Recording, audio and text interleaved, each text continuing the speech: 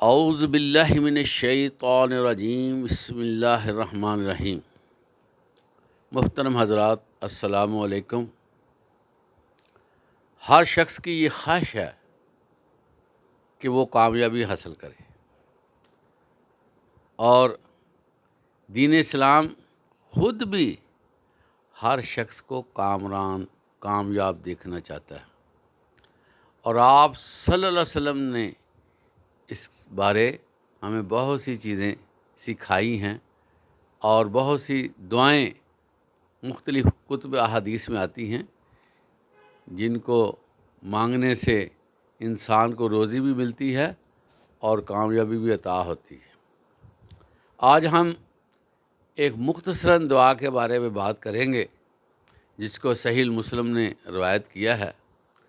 آپ صلی اللہ علیہ وسلم نے فرمایا، اللہم اہدنی و سددنی، اے اللہ مجھے میری رہنمائی فرما اور مجھے سیدھا راستہ دکھا۔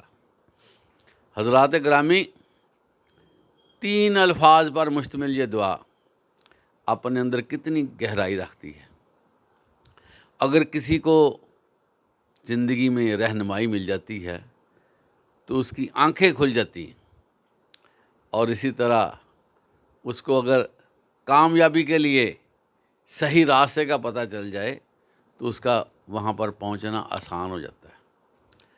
تو یہ دعا جو ہے، اگر ہم اس کو پڑھیں تو اس میں اللہ تعالیٰ ہماری روزی میں بھی اضافہ عطا فرماتے ہیں، کیونکہ جس بندے کی رہنمائی ہو جائے اور اس کو صحیح راستے کا پتہ چل جائے تو اس کے لیے محنت کرنا، ایفرٹ کرنا نہایت آسان ہو جاتا ہے، اور اس کی محنت پھل لاتی ہے اور وہ دنیا میں ایک اچھی زندگی گزارتا ہے۔ حضرات گرامی، ہدایت کا ہونا یہ بہت بڑی بات ہے۔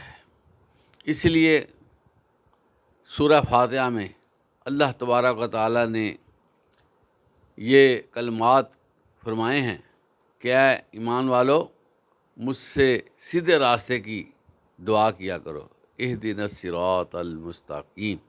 تو سیدھا راستہ ہی کامیابی کا ضامن ہے۔